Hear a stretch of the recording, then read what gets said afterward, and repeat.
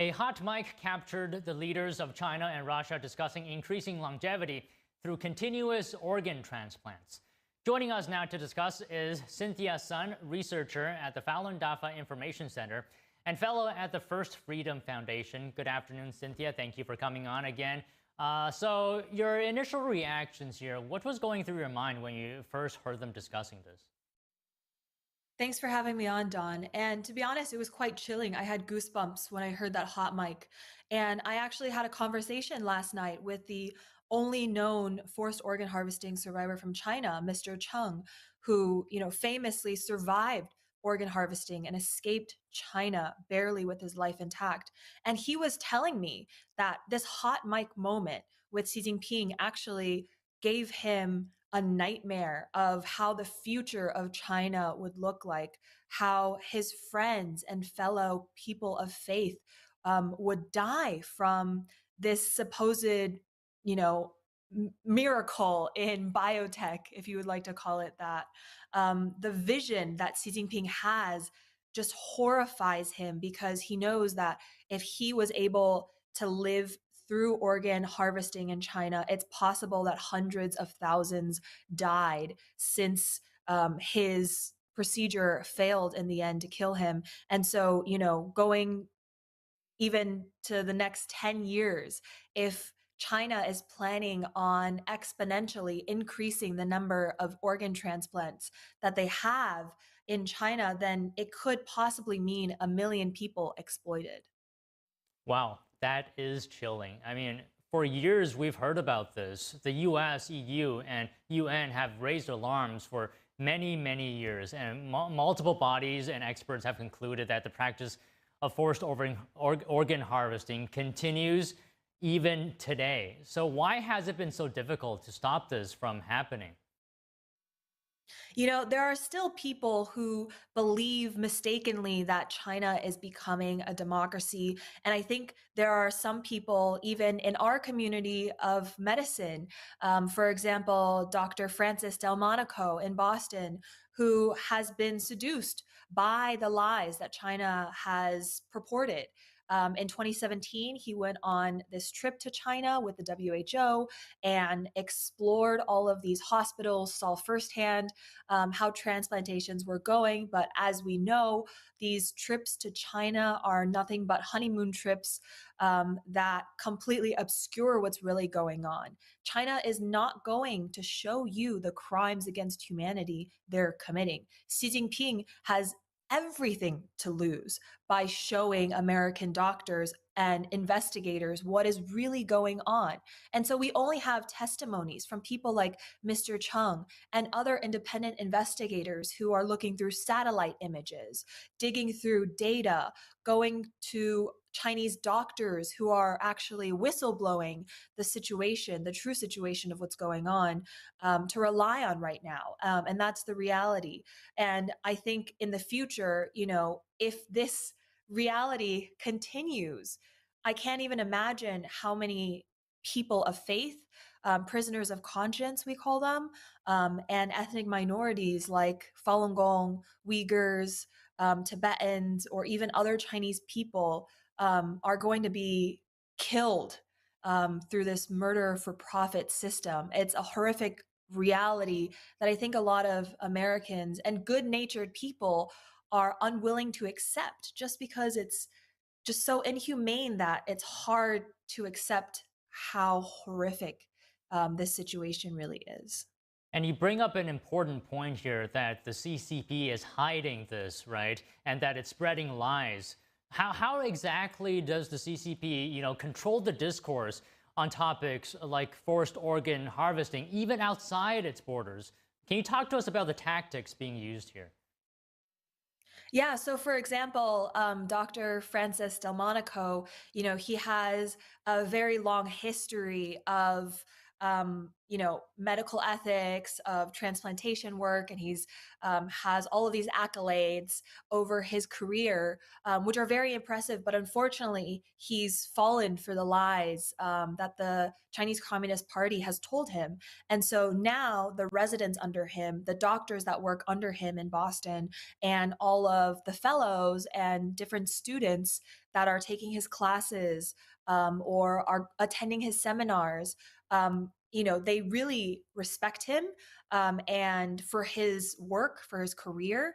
And I think because of the domino effect of how information flows in science, how it flows in our news cycle, it's inevitable that some of these will trickle through. And another example would be Google. If you search up organ harvesting or you search up a censored topic, a lot of the times on the first 1 or 2 pages, you'll see the Chinese consulate or other state media and their narrative popping up, just because that's how SEO works. They take government websites to be higher up on the chain of command, and human rights organizations like ours are less important compared to government websites.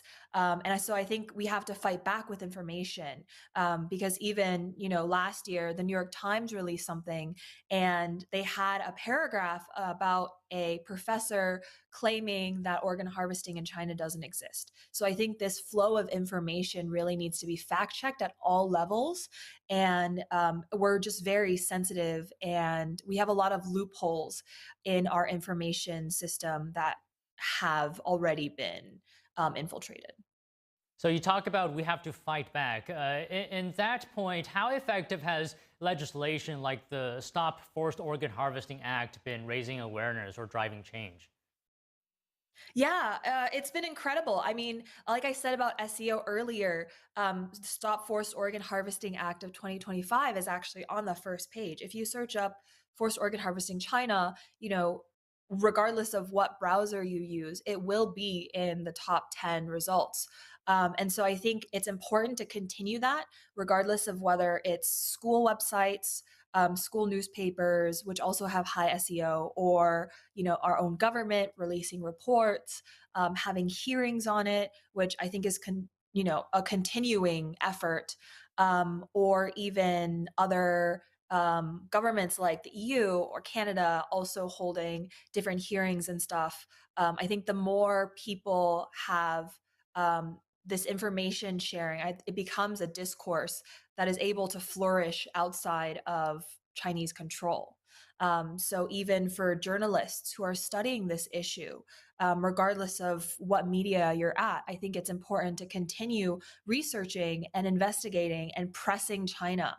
Like, keep the pressure on. If you take the heat off, China has nothing to show. Like, they're not going to freely give you information. So I think we just have to keep the pressure on. And I want to continue on that point. Can you elaborate further, perhaps give more examples as well? What can everyday people do to help raise awareness on this issue? Yeah, I was actually on a panel last week talking about this exact issue. And my issue with these calls to actions is most people can't relate. They're either not journalists or they don't work in government, and so they feel like they can't do anything, but that's simply not true.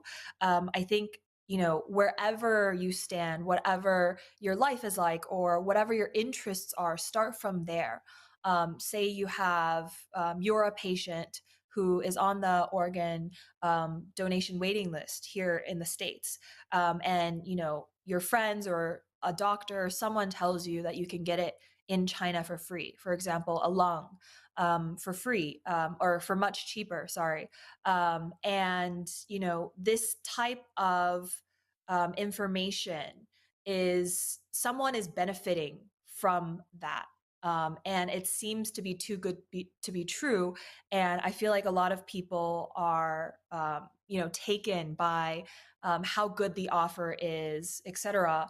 And they don't realize the full scope of the story. So if, you're in that situation, then obviously that's where you start off with. You have to tell people like, no, actually organ harvesting is happening. The transplants in China are unethical. and, I'm not willing to do that for an organ because someone is dying for this organ and I can't have their blood on my hands. So that's one way to go about it. Or if you know family or friends who are in a similar situation, then you can tell them. Or if you're a doctor, and you go to these medical symposiums, start from there. Wherever you feel like is within your interests and within your circle that you feel like can actually help make a difference. There's multiple ways. Social media is one of the many ways you can just share about this issue. Say on Twitter, it takes 10 seconds to tweet how horrifying this hot mic moment is. So I think people just should start from what they're used to and what they're able. And Cynthia, just one last thing briefly. I understand that you gave a testimony, a written one, to the Congressional Executive Commission on China about forced organ harvesting. You talked about detailed firsthand accounts of blood testing and medical examinations of Falun Gong practitioners, right? Can you tell us more about this? What is the CCP doing? What processes are involved? Yeah, so just briefly, it started when I interviewed these survivors who were able to get out of China through one way or another and reunite with their families overseas. A lot of them are here in the States. Their families are US citizens. So I wanted to ask them what their detention situation was like, what type of torture they experienced in custody, and if Falun Gong practitioners were treated any different. And I actually found extremely shocking answers from these individuals. Basically, within the first 48 hours of their detention, they're blood tested. And in some cases, they even told me the prison wardens only called out Falun Gong practitioners. And when they talked with other prisoners, they found out if they weren't practicing Falun Gong, the faith, then they weren't called for these blood testing. Or sometimes, there was this one individual who was blindfolded and taken to a van. He was shipped to the hospital, and at the hospital, the nurse made him go through all kinds of examinations, including electrocardiogram tests, x-rays, and everything to check whether his organs were healthy or not. And you wouldn't do that normally to someone who you're already torturing in custody. He was being beaten, he was being starved, and he was on the brink of death in many cases. And so normally a prison guard wouldn't go through all of these medical tests for his health, right? And so it was only after his sentence was up that he realized, coming back into society, that forced organ harvesting could have happened to him. And so I really wanted to bring that out to light. And even though that wasn't the intent of the interviews, I think we managed to find a place where we could actually have the testimony up live for the world to see. And there's a lot of information that I wasn't able to include in there for security's sake, but this is still an ongoing issue. And so hopefully, we'll have an updated report in 2026, excuse me. And I know a lot of other organizations are working on the same thing. Wow, what you described, truly horrific. We thank you very much for all the work that you've done on this topic, and we thank you for coming on to talk to us today. Thank you so much for having me. The president of Northwestern University is stepping down.